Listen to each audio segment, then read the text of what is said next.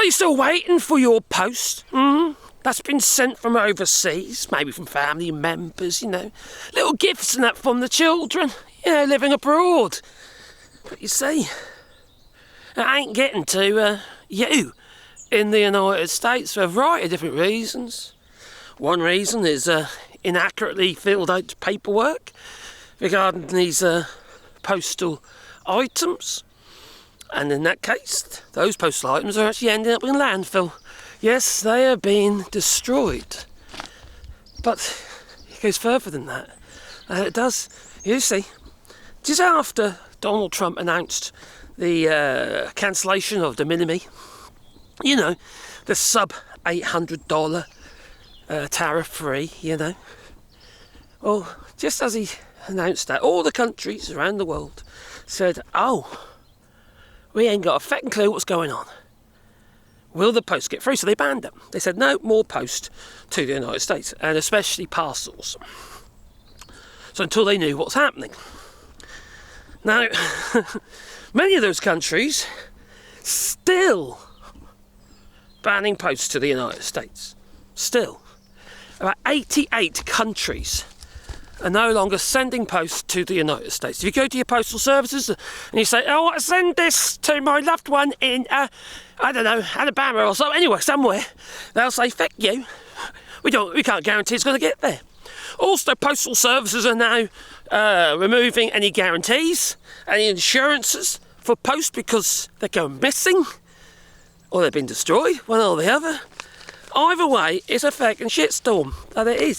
See, it's not just from, other countries. It's also from, it's other countries, but your neighbours as well. Yeah, but the Canadians aren't sending as much stuff into the United States as they once did before. It's just a complete and utter shit show. It really is. Now, it's down by 70%. All right, all postal traffic to the United States is down 70%. Now, the Universal Postal Union, they're the ones who brought the figures forwards and saying it's down, but it's 70.01%. And there's 88 out of 192 countries that are still banning post to the United States. I don't know if it includes letters. I think it's mainly just parcels and what have you.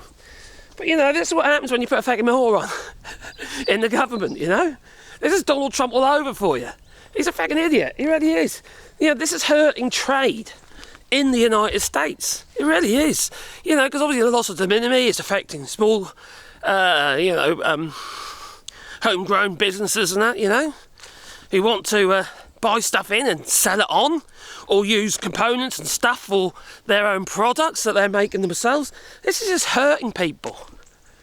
But that's the point, isn't it? Trump wants to hurt you. He's still in revenge mode for the previous election where he lost to Joe Biden. And he's just doing everything he can to make your lives harder. Whether it be, MAGA, or whether it be somebody who, put the cross in Kamala Harris's box. He doesn't care. He doesn't care. He just want to hurt you.